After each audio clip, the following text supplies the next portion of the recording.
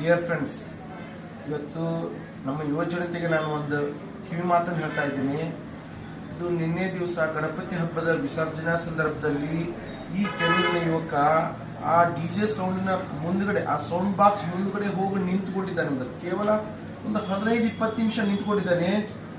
ಆ ಡಿಜೆ ಸೌಂಡಿಗೆ ಇವನು ಎರಡೂ ಕಿವಿಗಳು ಪೂರ್ತಿಯಾಗಿ ನಾಶ ಆಗಿದೆ. ಇವತ್ತು ನಾನು ಏನ್ ಮಾತಾಡ್ತಾ ಅವ್ನಿಗೆ ಏನು ಗೊತ್ತಾಗಲ್ಲ. ನೀವು ನೋಡ್ಬೋದು ಅವನ ದೃಷ್ಟಿ ಯಾವ ತರ ಇದೆ.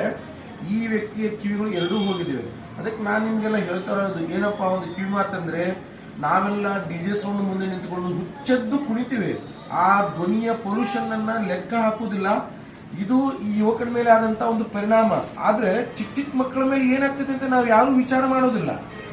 ಹೊಟ್ಟೆಲಿರ್ತಕ್ಕಂಥ ಪ್ರೆಗ್ನೆಂಟ್ ವುಮನ್ಗಳು, ಹೊಟ್ಟೆಲಿರ್ತಕ್ಕಂಥ ಮಗುವಿನ ಬುದ್ಧಿಮಾಂದ್ಯನೂ ಹೋಗುತ್ತೆ, ಹೃದಯ ದೌರ್ಬಲ್ಯ ಆಗ್ಬೋದು, ಹಾರ್ಟ್ ಅಟ್ಯಾಕ್ ಆಗ್ಬೋದು. ಇವತ್ತು ಇದು ಒಂದು ಜ್ವಲಂತ ಉದಾಹರಣೆ. ನನ್ನ ಮುಂದೆ ಕುಂತಿದ್ದಾನೆ ಈ ವ್ಯಕ್ತಿ.